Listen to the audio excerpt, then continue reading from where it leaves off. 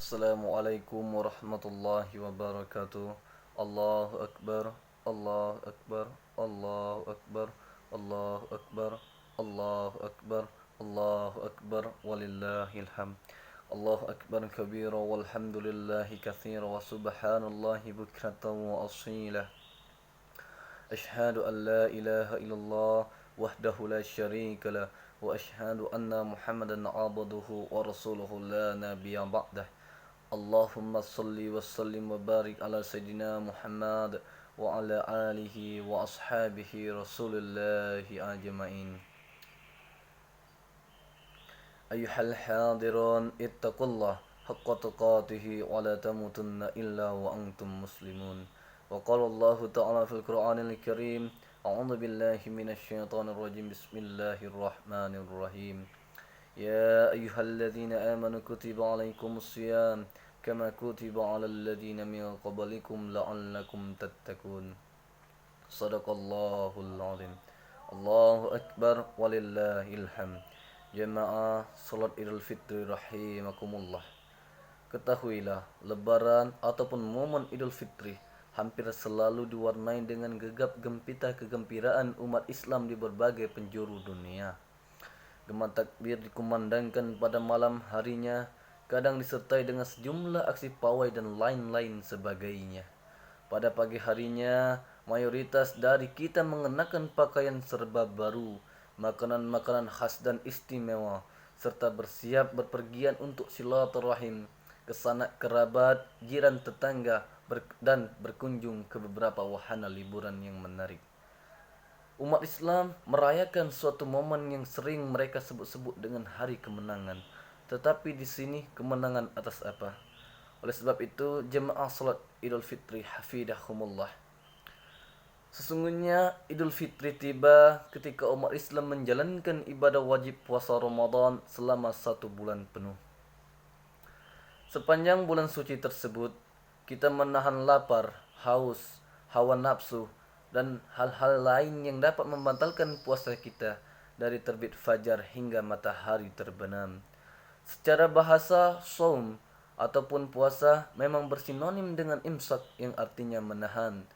Ramadan merupakan arena kita berlatih menahan diri dari segala macam godaan materi yang bisa membuat kita sampai lupa diri. Proses latihan diwujudkan dalam bentuk larangan terhadap hal-hal yang sebelumnya halal seperti makan dan minum. Inilah proses penempaan diri kita. Targetnya, bila manusia bisa menahan diri dari hal yang halal-halal saja mampu, apalagi menahan diri dari hal-hal yang haram. Puasa itu ibarat pekan ujian nasional bagi siswa sekolah. Selama seminggu, para siswa murid ataupun murid digembleng untuk belajar lebih serius, mengurangi jam-jam bermain, dan menghindari hal-hal lain yang bisa mengganggu hasil ujian tersebut. Ramadan tentu lebih dari sekedar latihan. Ia wahana penempaan diri, sekaligus saat-saat dilimpahkannya rahmat Allah, ampunan Allah, dan pembebasan dari api neraka. Aktivitas ibadah sunnah diganjar ibadahnya ataupun pahalanya senilai dengan ibadah wajib. Sementara ibadah wajib membuahkan pahala yang berlipat-lipat ganda banyaknya.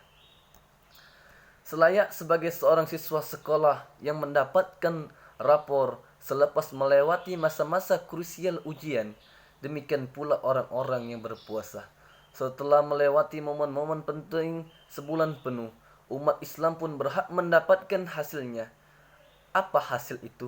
Jawabannya tak lain dan tak bukan adalah predikat takwa. Sebagaimana terdapat dalam Quran surat Al-Baqarah ayat 183 yang berbunyi, Ya ayyuhalladzina amanu kutiba alaikumusiyam kama kutiba alal ladzina min qablikum la'allakum tattaqun. Sadaqallahul azim. Hai orang-orang yang beriman, kata Allah, diwajibkan atas kamu berpuasa sebagaimana diwajibkan atas orang-orang sebelum kamu agar kamu bertakwa. Takwa merupakan standar paling tinggi tingkat kemuliaan seorang manusia. Seberapa tinggi derajat manusia tergantung pada seberapa tinggi takwanya. Inna akramakum indallahi atqakum. Dalam konteks puasa bulan Ramadan, tentu takwa tak bisa digapai dengan sebatas menahan lapar dan dahaga saja. Ada yang lebih substansial yang perlu ditahan, yakni tergantungnya manusia kepada hal-hal selain Allah, termasuk hawa nafsu. Orang yang berpuasa dengan sungguh-sungguh akan mencegah dirinya dari segala macam perbuatan tercela, semacam mengubar syahwat, berbohong, bergunjing, merendahkan orang lain, riya, menyakiti pihak lain, dan lain-lain sebagainya.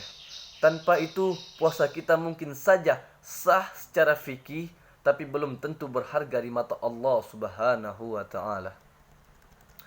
Rasulullah sallallahu alaihi wasallam pernah bersabda, "Kam min shaimin laisa lahu min siyamihi illal ju'." Yang artinya, banyak orang yang berpuasa namun ia tak mendapatkan apapun dari puasanya selain rasa lapar saja. Jamaah salat Idul Fitri hafidahumullah. Karena puasa sudah kita lewati dan tak ada jaminan kita akan bertemu dengan bulan Ramadan lagi. Pertanyaan yang relevan bukan saja kemenangan atas apa yang sedang kita lakukan saat ini, tapi juga apa tanda-tanda kita telah mencapai kemenangan tersebut. Jangan-jangan kita seperti yang disabdakan Nabi tadi, termasuk golongan yang sekedar mendapatkan lapar dan dahaga saja tanpa pahala. Jika standar capaian tertinggi puasa adalah takwa, maka tanda-tanda bahwa kita sukses melewati Ramadan pun tak lepas dari ciri-ciri muttaqin ataupun ciri-ciri orang yang bertakwa. Semakin tinggi kualitas takwa kita, indikasi semakin tinggi pula kesuksesan kita dalam berpuasa. Demikian juga sebaliknya, semakin hilang kualitas takwa dalam diri kita, pertanda semakin gagal juga kita dalam puasa bulan suci Ramadan ini. Lantas, apa saja ciri-ciri orang yang bertakwa? Ada beberapa ayat Al-Quran yang menjelaskan ciri-ciri orang yang bertakwa. Salah satunya terdapat dalam surat Al-Imran ayat 134 yang artinya, yaitu orang-orang yang menafkahkan hartanya pada sorak senang dan pada dorak susah, dan orang-orang yang menahan amarahnya dan memaafkan kesalahan orang lain. Allah menyukai orang-orang yang berbuat kebajikan. Jemaah salat Idul Fitri hafidahumullah. Ayat tersebut memaparkan 3 sifat yang menjadi ciri orang yang bertakwa. Yang pertama, gemar menyedekahkan sebagian hartanya dalam kondisi senang ataupun susah. Orang bertakwa tidak akan sibuk hanya memikirkan diri sendiri. Ia mesti berjiwa sosial, menaruh empati kepada sesama, serta rela berkorban untuk orang lain dalam setiap keadaan. Bahkan ia tak hanya suka memberi kepada orang yang dicintainya, tapi juga kepada orang-orang yang memang membutuhkan beriannya. Dalam konteks Ramadan dan Idul Fitri, sifat takwa pertama ini sebenarnya sudah mulai didorong oleh Islam melalui ajaran zakatul fitrah. Zakat fitrah merupakan simbol bahwa rapor kelulusan puasa harus ditandai dengan mengorbankan sebagian kekayaan kita dan menaruh kepedulian kepada mereka yang lemah. Ayat tersebut menggunakan fi'il mudhari' yunfikunah yang bermakna aktivitas itu berlangsung konstan dan terus-menerus. Dari sini dapat dipahami bahwa zakat fitrah hanyalah awal atau pancingan bagi segenap kepedulian sosial tanpa henti pada bulan-bulan berikutnya yang akan datang. Jemaah salat Idul Fitri rahimakumullah. Ciri kedua orang yang bertakwa adalah mampu menahan amarah. Marah merupakan gejala manusiawi, tapi orang yang bertakwa tidak akan mengumbar marahnya begitu saja. Seperti Al-Khadim adalah orang-orang yang menahan ataupun serumpun kata dengan Al-Khadimah, tremos. Keduanya mempunyai fungsi-fungsi membendung. Yang pertama membendung amarah Al-Khadim tadi, dan yang kedua membendung air panas Al-Khadimah, tremos. Selain tremos, orang bertakwa semestinya mampu menyembunyikan panas di dadanya, sehingga orang-orang di sekitarnya tidak tahu bahwa ia sedang marah. Bisa jadi ia tetap marah, namun ketakwaan mencegahnya melampiaskan tersebut karena tahu mudarat yang akan ditimbulkan dari kemarahannya. Tremos hanya menuangkan air panas pada saat yang jelas maslahatnya dan betul-betul dibutuhkan saja. Patutlah pada kesempatan Lebaran ini umat manusia mengontrol emosinya sebaik mungkin, mencegah amarah, menguasai dirinya, dan bersikap kepada orang-orang yang pernah membuatnya marah secara wajar dan biasa-biasa saja.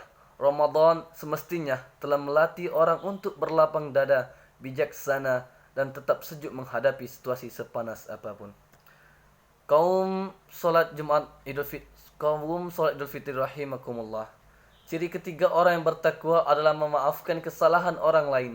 Sepanjang bulan Ramadan, umat Islam paling dianjurkan memperbanyak permohonan maaf kepada Allah Subhanahu wa taala dengan mengungkapkan, "Wahai Tuhan, Engkau Maha Pengampun, menyukai orang-orang yang minta ampunan, maka ampunilah aku." Cara ini bila dipraktikkan dengan penuh penghayatan, sebenarnya melatih orang selama bulan suci Ramadan tentang pentingnya maaf. Bila diri kita sendiri saja tak mungkin suci dari kesalahan, alasan apa kita tidak mau memaafkan kesalahan orang lain? Maaf merupakan sesuatu yang singkat, namun bisa terasa sangat berat karena persoalan ego, gengsi, dan unsur-unsur nafsu lainnya.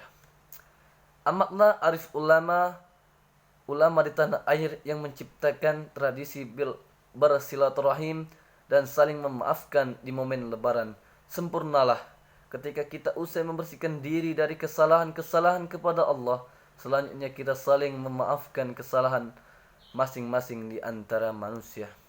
Sudah berapa kali puasa kita lewati sepanjang hidup kita? Sudahkah ciri-ciri sukses Ramadan tersebut melekat dalam diri kita? Wallahu alam bisawab. Hanya Allah yang tahu jawabannya dan kita sendiri. Barakallahu li wa lakum fil Qur'anil azim wa nafa'ni wa iyyakum bima fihi minal ayati wa dzikril hakim wa taqabbala minni wa minkum tilawatahu innahu huwas samiun alim. Allahu akbar, Allahu akbar, Allahu akbar, Allahu akbar, Allahu akbar, Allahu akbar. Alhamdulillahi rabbil alamin. Assalatu wassalamu ala asrafil anbiya'i wal mursalin wa ala alihi wa ashabihi rasulillahi ajma'in. Allahumma salli wa sallim ala sayyidina Muhammadin wa ala alihi wa ashabihi ajma'in. Wattabi'in wattabi'it tabi'in wa man tabi'ahum bi ihsani ila yaumiddin. Wa alaina ma'ahum bi rahmatika ya arhamar rahimin. Allahumma ighfir lil mu'minin wal mu'minin wal mu'minat wal muslimin wal muslimat al ahya'i minhum wal amwat innaka sami'un qaribun mujibu da'wat ya qadiyal hajat. Rabbana iftah bainana wa baina qaumina bil haqqi wa anta khairul fatihin. Rabbana atina fid dunya hasanah wa fil akhirati hasanah wa qina adzabannar. Ibadallah, innallaha ya'murukum bil adli wal ihsan wa ita'il qurba wa yanha 'anil fahsya'i wal munkar wal baghi ya'izukum la'allakum tadhakkarun wa la dzikrullahi akbar. Assalamualaikum warahmatullahi wabarakatuh. Allahu akbar, Allahu akbar, Allahu akbar, walillahil hamd.